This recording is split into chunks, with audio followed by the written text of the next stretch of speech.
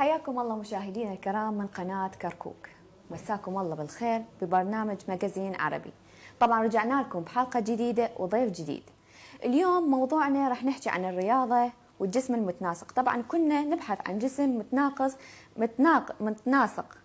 خلونا نشوف ويا كابتن دحو شنو الأشياء اللي لازم نتبعها حتى نحصل على جسم رياضي متناسق.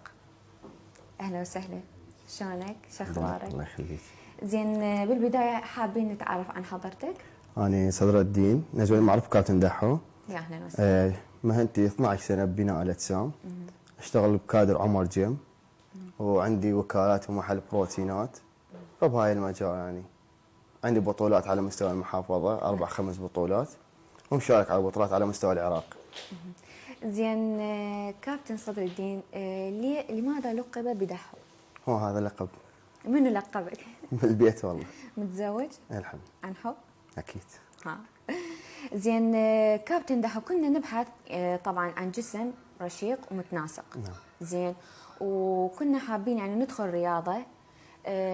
اكو يعني بعض من عندنا يعني يدخلون يلعبون رياضة بس يشوفون نفسهم يعني ما يلقون هاي الاستجابة بصورة سريعة. شو يسوون؟ يتجهون إلى الهرمونات والبروتينات. إنه هذا الشيء صح أم خطأ؟ هو البروتينات هي مكملات غذائية، يعني استنتاجات مصل الحليب أو مصل اللحم، فإنه هي منتجات طبيعية. أما الهرمونات ايش قد ما نقدر نحاول نبتعد عنها. المنشطات هي ممنوعة أصلا دوليا. نعم. فنحاول نبتعد عن هاي الشغلات، والالتزام بالنظام الغذائي هي الأهم، بأنه تعتبر أصلا بناء الأجسام. لعبة الغذاء 70-60% احتمال يكون على الغذاء، ومكملات غذائية مثل البروتينات اللي معروفة به، فهي استخداماتها نورمال لأنه ما يضر الجسم بأي شيء. بس الهرمونات يضر الجسم، وخاصة اللي أعمارهم 18 أقل من 18 سنة. هسه تعرفين الشعبية صارت هواية على هاي اللعبة. نعم. فتتجه هواية الناس عليها. فعندك الأقل من 18 سنة بعض المدربين ينصحون باستعمال الهرمونات. هذا يضر، لأن أكثر شيء مضر الهرمونات يضر على انزيمات الكبد والكلى. فهاي الشيء نستبعد عن هاي الشغلات، فنحاول أن نكون بأشكال طبيعية. يعني هي يحتاج شوية، رياضتنا يحتاج شوية صبر. مدة أطول نبقى أحسن ما نضر جسمنا بالهرمونات والمنشطات اللي بالحقن. فعلا.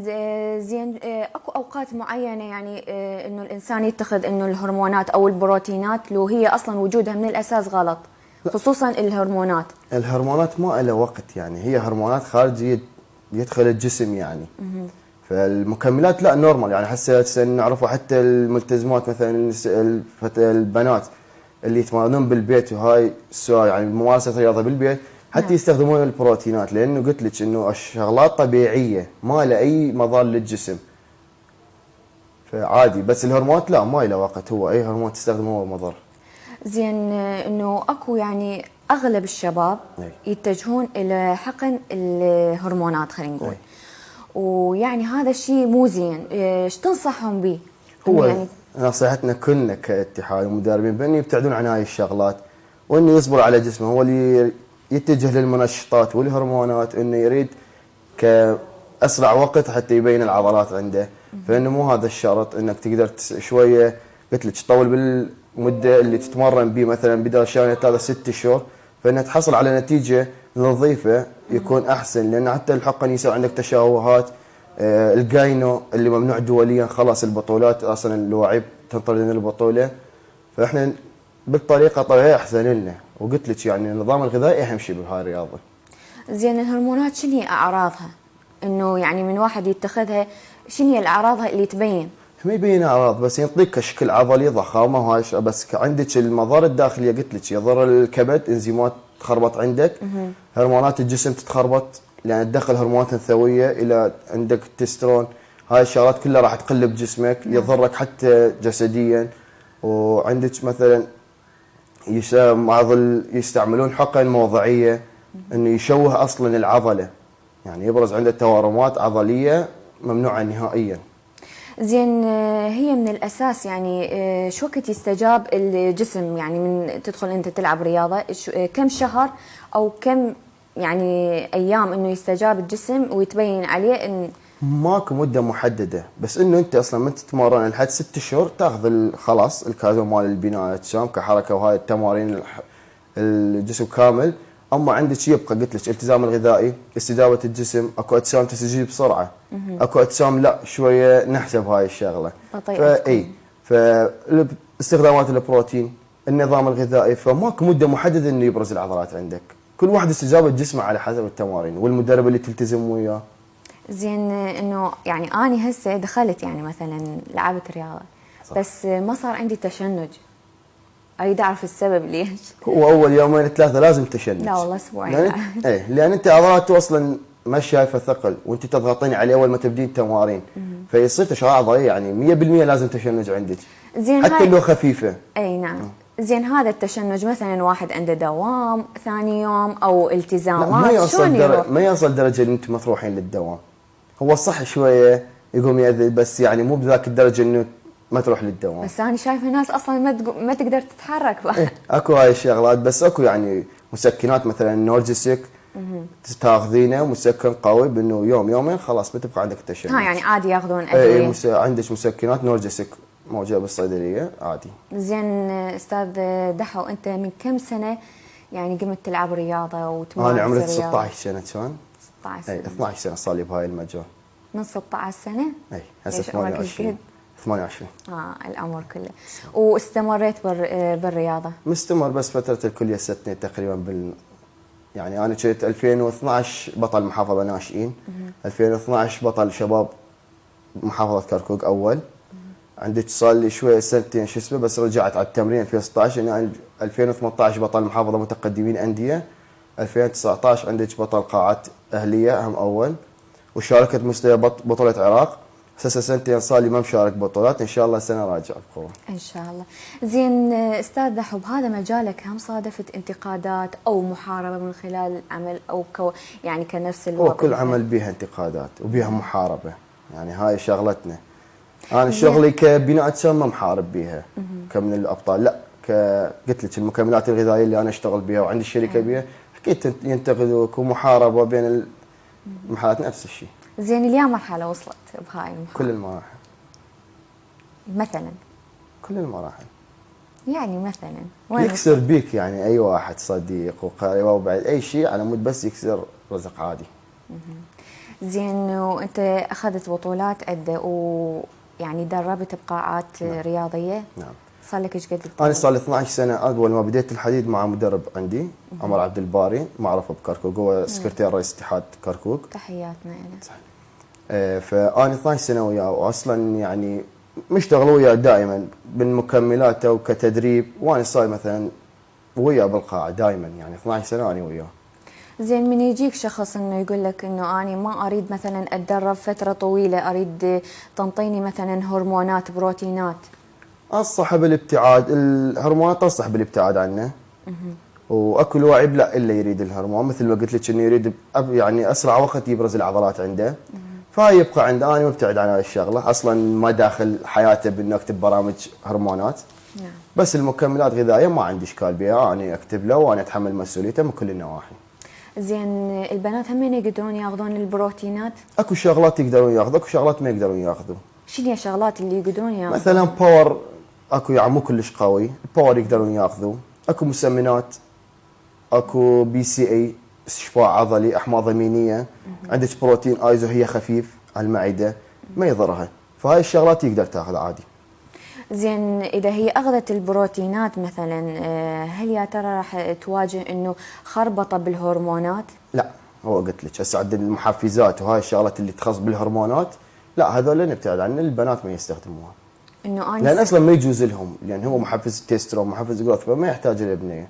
زين انا سمعت انه الرياضه تنظم الهرمونات للمراه، صح؟ صح، هي اصلا كرياضه كلش ما يعني هسه انت تعرفين حتى الكبار بالعمر الرياجيل يحكي لك والبنات يعني النساء يتوجهون للقاعات اصلا يفيدك بالضغط، امراض السكري، عندك مثلا كولسترول، هذول كلها تنظم بجسمك، الجهاز التنفسي، يعني شغلات تساعد يعني مع الشيخوخه عندك يعني يطول المدى. فما تشوفون هسه هوايه شاب يعني اتجهوا بهاي الرياضه. فانه حتى الكبار بالعمر قلت لك الرياضه يعني عندنا بال 60 65 سنه ما شاء الله هم بالقاعه يتمرنون كلش صحتهم كلش زينه. زين شنو هي الامراض اللي تعيق ممارسه الرياضه؟ هي ماكو امراض تعيق هاي الشيء، بس كاصابات اكو عندك مثلا اللي عنده انزلاق رقبه او انزلاق الظهر او عنده مشاكل بالركبه. احنا نحاول اصلا هذا نعطيه علاج طبيعي، هم تفيده هاي الشغلات. احنا عندنا تمارين تساعد العلاج الانزلاق، عندنا تمارين مثلا يقوي المفاصل عندك، فهاي الشغلات عادي يعني اللي يجي يعني عندنا على حل. حتى لو عندهم امراض قلت لك يعني قلبيه وهاي عادي. القلبيه ماكو مشكله، انت قلت لي الجهاز التنفسي هو يتنظم عنده، بس يعني يعني ما يضغط على نفسه بالتمرين. زين نريد نعرف الامور الصحيه للجسم. أي. زين وخصوصا الناس اللي تمارس الرياضه، شنو هي الامور الصحيه اللي لازم تتبعها حتى تحصل على جسم يعني سليم؟ اكل صحي، التزام اكل صحي، مثل انه عندنا مصادر بروتين، مصادر كارب، اكلات اللي كالوري بيها، فاشياء نبتعد عن الدهونيات، السكريات كلش مضره للجسم، تنقص المناعه، تضر الجسم، السكريات دمار للجسم. عندك العجين بكل انواعه، الخبز، الصمون، هاي الشغلات، هذه شغلات نبتعد عنها. عندك البروتينات مصادره يعني معروفه، اللحم الاحمر، الدجاج، عندك البيض، هذا مثلا عندك شو اسمه البيض، هذا مصادر البروتينات. وعندك مصادر كارب، مثلا التمن يقولون بعضهم مو زينه بانه يسمن، ماكو شيء، التمن كارب، بس احنا شنو تاكل يعني تمن بزل تاخذ، لانه بدون دهون. البتيتا سلق عندك، الشوفان، الكورن فليكس، هذول كربوهيدرات صحيه يعني تقدر تستخدمها باي وقت. زين شنو الاشياء اللي ممكن تساعدني بشكل سريع انه يعني انه احصل على الجسم اللي اني اريده؟ حلو، قلت لك هاي النظام. اول شيء نظام تدريب من قبل المدربه مالتك، يعني الاساس انه تكون هي المدربه اي تعطيك تمارين اللي حسب جسمك، مثلا كل عضله النقص اللي بجسمك تعطيك تمارين عليها. وثاني شيء دائما التزام غذاء، مو من نفس اللاعب مثلا انا اكل هذول وما اكل خلاص هاي النظام، لا، كل شهر لازم يتغير النظام الغذائي. هاي هم يبقى يم مدربتك، هي تكتب لك البرنامج تمشين عليه. زين انا شايفه مثلا من هنا يتدربون، من هنا يطلعون من قاعه التدريب يروحون ياكلون مثلا خلينا نقول دجاج وسمك وهاي الامور هو الذهنيه هاي كلها. هو هاي ما تشوفين ما يشوفون فرق يعني، خصوصا ابطال كلش قليل عندنا بكركوك. زين هاي العضلات هسه اللي احنا نشوفها بالشباب اي يعني طبيعيه لو عضلات اكو طبيعيه واكو هرمونات. زين شلون يعني الفرق بين العضلات الطبيعيه ولا مبينه يكون نشاء اوفر كلش؟ ها يعني تصير كلش اوفر مبينه. احنا كنعرف بهاي المجال نعرف الاجسام. زين هي تنحقن بس بالعضله مال ايد لو الصدر هم تنحقن عام والكتف والظهر كل مكان يعني ينحقن، بس الصدر كلش مضره لي يعني، اكو خلايا سرطانيه نايمه بالصدر، يعني ايش قد ما نقدر نبتعد عن الصدر يعني كلش خطره. وعندك التشوهات الاكثر شيء بالذراع راح تصير. عضله صغيره عندي من انطي هرمون وحقن موضعي على الذراع شويه يقوم قلت لك التورمات يبدا عندك. واصلا الهرمونات بكثره قلت لك يضرك بشيء من انه يبرز جاينو عندك، منطقه الصدر راح يكون هذا.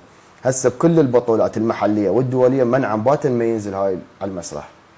زين شلون يعني دا يحصلوها؟ لا يعني اكو مضادات تاخذ وياها يعني يمنع الجاينو، بس ما اقول لك يعني نبتعد عن هاي الشغله، بس حتى اللي يدخل لازم ياخذ المضادات وياها. المضادات موجوده بالصيدليات يعني هاي يعني انت نهائيا ما تنصح بالهرمونات، تنصح بالبروتينات يعني بس. اما البروتينات ما بيها ضرر قلت لك يعني، هي مواد طبيعيه، هي مكملات غذائيه مستخرج من مصل الحليب ومصل اللحم البقري. يعني البيض عندنا بروتين موجوده، بياض البيض اصلا على شكل باودر، هم تاخذي على شكل بروتين يعوضك البيض. بس قلت لك الهرمونات لا، هي هرمونات غير يعني. زين مثلا هسه اني اريد اخذ البروتينات بس ما اتمرن، ما يصير يعني لازم تمرين. لا ما اول شيء ما تستفادين من عنده، ثاني شيء راح يسوي تكتلات بالكلى يعني انت غنى عنها وما تشوفين اي فائده من عندها. صح. يعني انت ما تخلصين ما تتمرنين على العضله خو ما تنفخ من نفسها من تنطين البروتينات، مستحيل هاي. زين استاذ شويه خلينا نحكي عليك.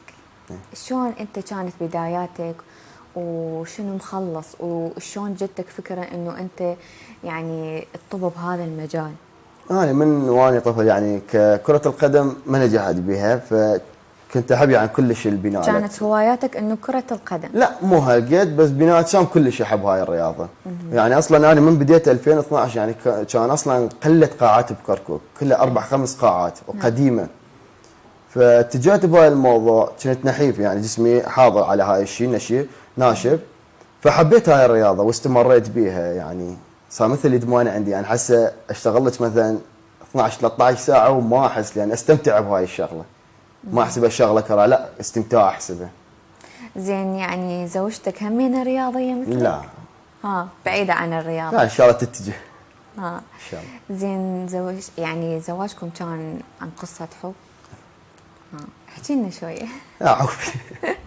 ها امور شخصية. إيه. ها ماشي.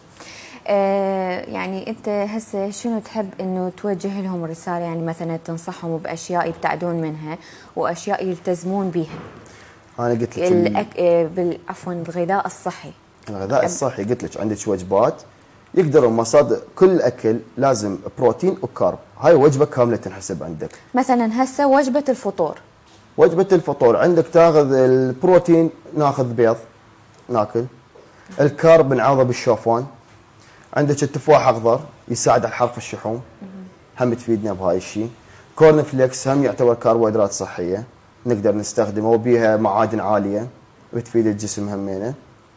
فهاي الشغلات. ونقدر ناخذ مثلا اللي يصير عندهم اصابات مثلا بالكتف بالعضلات اثناء التمرين، ورا فتره يجي لك ارده عالجه، لا العلاج هو علاج طبيعي وعلاج يعني استراحه، وماكو علاج يعني يعالجك المفاصل لو اصابات عندك. انت من تقي نفسك من الاصابات شلون؟ انت من تبدي بناء الاجسام لازم فيتامينات تاخذ، اوميجا 3. اوميجا 3 يدهن لك المفاصل، كلش مفيده للجسم. عندك اوميجا 3 ومالتي فيتامين يمنع الاصابات، بس انت مو صاير اصابه عندك تجي تقول اريد اوميجا 3 حتى يعالج لي الاصابه، هاي صعبه ياخذ لك فتره طويله، يحتاج علاج طبيعي ويحتاج مثلا استراحه من التمرين انك اثقال وهذا ما تضغط عليه. بس لا احنا شنو نتجنب الاصابات؟ ناخذ لنا اوميجا 3 بعد الفطور حبايه، ومالتي فيتامين بعد الفطور حبايه، يبعد عنا هاي الاصابات، يقوي لك الجسم يعني، يفيد من هاي السوالف انه اصلا ما يرغبوا له. ليش؟ بانه هذا ما يضخم عضله، احنا ما عندنا مشكله نضخم عضله. شلون؟ اي نعم. فهاي الشغلات يعني مفيده كلش للجسم. زين ووجبة الغذاء؟ الوجبه الغذاء يكون صدر دجاج او لحم او السمك، هاي ثلاثتهم مصادر بروتين عندنا. ناخذ وياه تمن بزل قلت لك، بس يعني مو بكثره. ونقدر بتيتا سلك هم تفيدنا كربوهيدرات، وناخذ زلاطه وياه، هذا يعطيك الياف هم تفيد الجسم. ووجبة العشاء؟ نفس الشيء مثل الغداء نسويه بس كأخف. زين شنو هي الأوقات المحددة اللي لازم نتبعها؟ يعني أداء أوقات محددة مثلا وجبة الفطور، وجبة الغداء، وجبة العشاء؟ هو قلت لك مو اذا 4 وجبات راح نقسمها على حسب ساعات اليوميه عندنا. اذا 5 وجبات لازم نقسمه، يعني احنا من نتحضر للبطولات لازم كل 3 ساعات وجبه عندك. 5 وجبات الى 6 وجبات باليوم لازم تاكل. الانسان الطبيعي مثلا اللي قلت لي انت، مثلا اذا انت 3 وجبات واصلا عندك مثلا اللي يريد يسمن يفرق عن اللي يريد يضعف. يعني عندنا اللي يريد يضعف العشاء يكون بس فواكه وزلاطه خفيفه يعني تاكل، ما تاكل بروتين وكارب وهاي الشغلات. يعني يختلف وجبه عن جسم عن جسم، قلت لك استجابه وحجم الجسم. يعني واللي تريدين انت توصلي له، يعني تريدين الضخامه لو تريدين التضعيف يختلف. هواي يريدون تضعيف، اي فنقلل الاكل بهاي الشيء. اي اكثريتهم. اي اسمان. زين استاذ دحو، شنو رايك بصالات الرياضه حاليا كركوك عن قبل؟ هسه احسن تطورا، يعني الاجهزه كلش اختلفت عندنا. قلت لك يعني القديمه كان يعني حتى اجهزه ما بيها. انا من 2012 تمرنت بمركز شباب، كان 2011 عفوا، كان ما عندنا اجهزه كلش قديمه، عندك شيف دمبوس هاي الشغلات البسيطه. بس هسه لا تطورت، يوميا جهاز يختلف يوصل عندنا. زين يعني هل من الضروري الكابتن اللي موجود بالقاعه يمتلك شهادات؟ هسه قانون الاتحاد هسه لا كان ماكو هاي القرار، بس هسه قانون الاتحاد العراقي الاخير انه كل كادر الجيم اللي متواجدين بيها لازم يكونون عندهم شهاده على مستوى محلي او بطل، كانه حاصل على بطوله وشهاده تدريبيه. يعني ضروري انه هسه راح يطلعون حتى هويات للمدربين اللي بالقاعه، بانه عايد البناء الاجسام من الاتحاد العراقي بناء الاجسام، راح يفترون لجن على القاعات. هاي قرار هسه معمول بيها انه كل واحد يشتغل كمدرب او مساعد مدرب بالجيم لازم عنده بطوله اقل شيء محليه ودوره تدريبيه. زين شنو موضوع الفتنس؟ يعني الفتنس اكثر الشباب يبحثون عنه. الفتنس يكون نحاف عضلي يعني كشكل اصغر من البودي بيلدينج، انا كعن نفسي انا احب البودي بيلدينج. زين شنو الاختلاف بيناتهم؟ الفيزيك يكون نصف الجسم العلوي ويعتمد على النشافه والعمق العضلي. يعني المهم نشافه العضله، الحجم ما يعتمد عندك، يعتمد على الحجم بس اكثر شيء على النشافه العضليه. فيكون اجسام صغيره بس كجماليه. يعني ابراز عضلات ابراز الصدر. عضلات بس لا يعني تقاطيع عنده قويه كلش، نشافته قويه، العضلات بارزه عنده بس مو بحجم. البودي بيلدينج شنو اللي يختلف عن البودي بيلدينج؟ يحتاج لحجم عضلي. يعني يحتاج لك شغلتين، هم تنشيف قوي هم شكل عضلي، كثافه عضليه يحتاج لك على المسرح. فانا ارغب بناء الاجسام اكثر. واصلا يعني فيزيك صارت جديده بالعراق، كان ما عندنا حتى يعني سهل الحصول على بطولات عنده. يعني كل سنه يبرز لنا ابطال جدد. اما عندك البودي بيلدينج لا صعبه، كل 5 سنوات يلا نطلع لنا بطل غير على المسرح. زين وشنو موضوع الكلاسيك؟ هي شغله مثل الفيزيك، الفيزيك يكون بس النصف العلوي، ما تعتمد على الرجل، يعتمد على الجولف والنصف العلوي. الكلاسيك لا، جسم كامل. زين هسه مثلا كنا مو اغلبيتنا كنا نبحث عن سكس باك. صح. شلون يعني كم شهر انه انا مثلا هسه اريد تبرز عندي عضلات السكس باك؟ كم شهر؟ ماكو شهر، هاي على الغذاء. قلت لك اي عضله تبرز عندك النشافه، فقط السكس باك الا نظام غذائي 100% التزام. خصوصا السفلي، عندك السكس باك السفلي، المضغه السفليه، هاي الا نظام غذائي واصله 100% بالجسم يلا يطلع عندك. زين مستوى البطولات اللي صارت بكركوك شنو رايك فيها؟ تطور دائم. تطور دائم من سنه على سنه دا يتطور، خصوصا عندنا المركز الثقافي مسرح كلش حلو وقامنا به على البطولات. وهاي السنه اللي راحت 2021 اقامنا ببطوله فتنس العراق الفيزيك. عندك الفيزيك والكلاسيك والماسكلر صارت بكركوك. زين اللي شنو هي الجوائز اللي قدموها؟ هو جوائز خلاص يعني بس شهايد تقديريه وميداليات، بس كتترشح لاعب للمنتخب. هاي بطولات العراق دا احسب لك. اي بس كدعم تريدين، كدعم ماكو للبطولات المحليه. ما عندكم دعم؟ فرديه، كل شخص هو يحضر نفسه من جيب اي خلاص. زين واكو بطولات قريبه ان راح تصير بكركوك؟ حاليا بطولات كركوك محليه اي عندنا، بس البطولات العراق حاليا ما عندنا بكركوك السنه. ماكو؟ السنه ماكو، بس عندنا الدوره التدريبيه نهايه هاي الشهر. زين اللي اخذوا البطولات يعني كانوا قدها؟ اكيد كل واحد يتعب والتزام صعب كلش.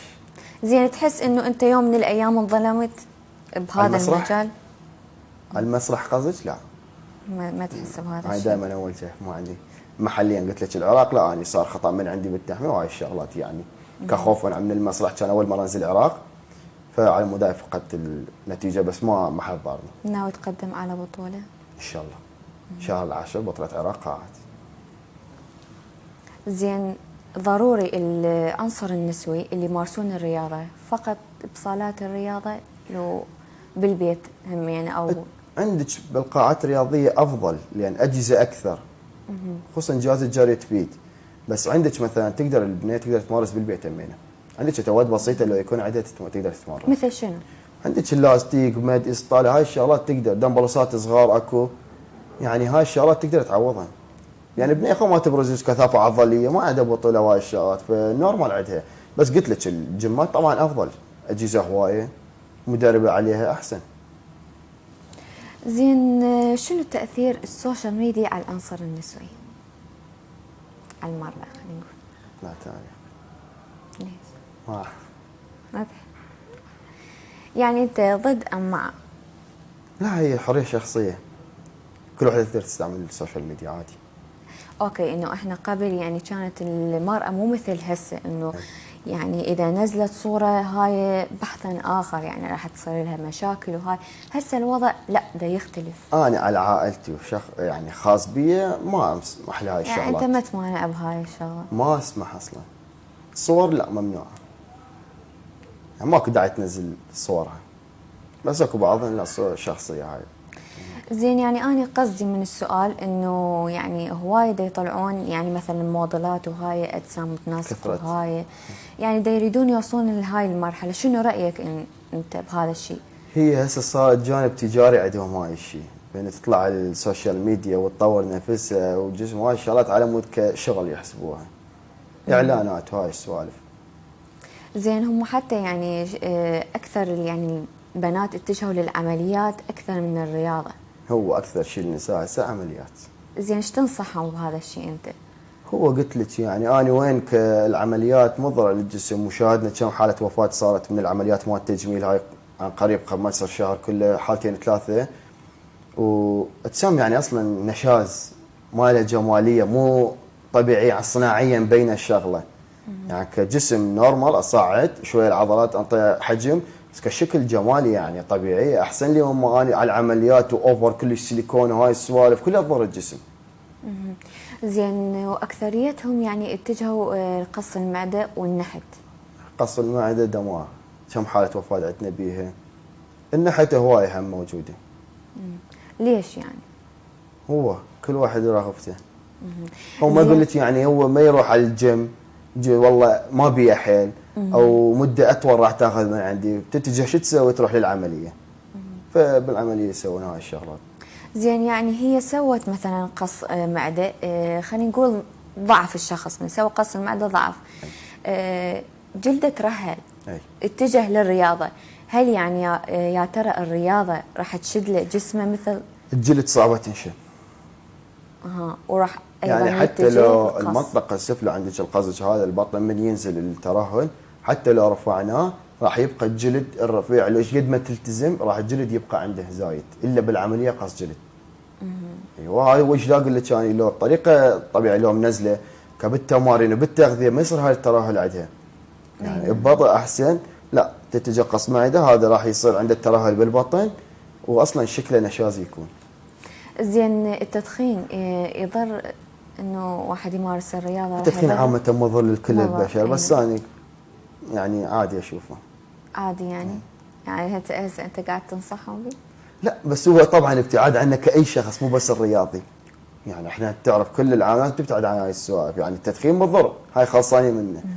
بس اقول لك يعني حتى اذا دخنوا يعني ما يضر بذاك الدرجه، لان هسه الحين ما شاء الله 3/4 الشعب العراقي يدخن عادي. زين الاراجيل؟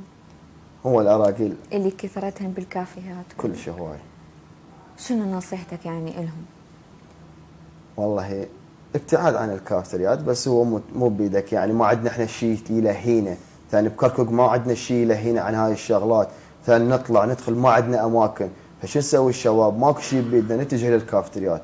فهاي عاده صارت عندنا خلاص، يعني شلون روتين يومي صار عندك، انه يوميا خلاص الشباب بالليل تجمع كافتريات.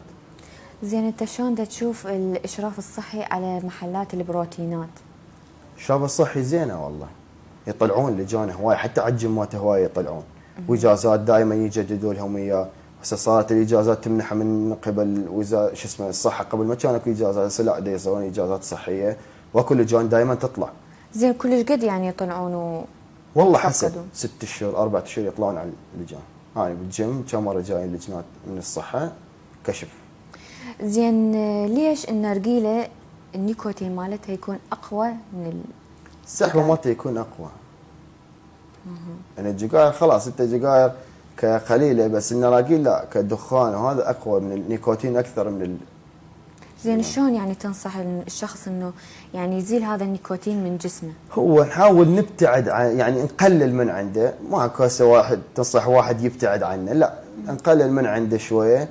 والرياضه قلت لك الهروله والركض والمشي هاي كله يساعد الجهاز التنفسي، يساعده كلش. واصلا اتجاه الجيمات يعني انت تصرف طاقه وكالوري وتصرف بالتمرين والتنفس، وهذا يساعدك تقلل من اضراره بالجسم. زين. بس بالتمرين هو مضر كلش، يتعبك، مو مثل الانسان الصحي. التدخين لا يقوم يتعبك بالتمرين، يتعب خصوصا من التنفس. زين يعني بهاي الحاله شلون واحد مثلا هساني اللي اعرفه انه يعني زياده النيكوتين بالجسم يتوجه الى الحجامه؟ الحجامه هو شغله عاديه احنا كلنا ماشيين عليه، لان عندك الاكل مثلا اللحم الاحمر يزيد عندك الدم، هو يستخرج الدم الوسخ اللي بالجسم، تخثر الدم، فمو شرط من التدخين. هو التدخين تقريبا 70%، بس عندك هسه خصوصا احنا الرياضيين المكملات الغذائيه يزيد نسبه الدم بالجسم. عندك اللحم الاحمر بالاكلات عندنا، يعني الخضروات هاي يزيد الدم. يعني هو كسنه من سنه الرسول يعني تمشي عليه بانه حجامه كل شهر شهرين مره يفيد الجسم كلش. زين هي همينة ايضا يعني زينه للرياضه اللي يلعبون رياضه كلش زين، يفرق الحجامة. الجسم كلش، حتى الدم حتى الصداع اللي عندك، التعب والعضلات المشجعه كله يساعدها. انا انصح بالحجامه كلش، يساعد الجسم. زين شنو من الشغله من صغرك لحد الان تعلمتها واتعظت من عندها؟ شلون يعني صار وياك موقف اتعظت من عنده، او صار وياك غلط ندمك على شيء؟ ما متندم على شيء. الا ما يصير يعني موقف. هو ما اكو اصدقاء بعدين تتندم على صداقتهم، بس غير هذا كأني الشغلات اللي مسويها ما متندم على اي شيء. هم خانيت؟ هم خانيت؟ لا هو خلاص انا وحده يعني مو قصدي من زوجتك. يعني الخانيت هي الخيانه مو يعني من شخص كلش قريب. عبالك كثرة العلاقات؟ لا من الاهل، مرات من الاصدقاء، مرات من القرايب. اصدقائي بالشغل قبل شوي قلت لك اثر يعني. بك هذا الشيء؟ لا رجعت اخوي الحمد لله. يعني هو مرات تقول يعني بس كتخسر بشر الضوج يعني، اي كخساره بشر يعني تنصدم به. بس هو الشغل والفلوس يكيبين كل شخص على طبيعته. زين من وصل لك حكي انه هذا الشخص مثلا خانك او حكى عليك، اي سويت؟ بالعكس امشي وياه كلش عادي. اخليه بجانبي احسن مما هو بعيد علي. دائما عدوك يمك. يعني هاي نصيحه لازم. هو كل ما يبتعد عنك وما يحتاج يقوم يضرك اكثر. لا خليه يمك واسي احسن. تمام. طبعا اليوم نورتنا وشرفتنا واستمتعت بحديثي وياك، وان شاء الله يا ربي انه قدمت نصائح يا ريت تلتزمون بها حتى تحصلون على جسم متناسق وصحي. والى هنا نختم حلقتنا لهذا اليوم، انتظرونا بحلقه جديده وضيف جديد، والى اللقاء.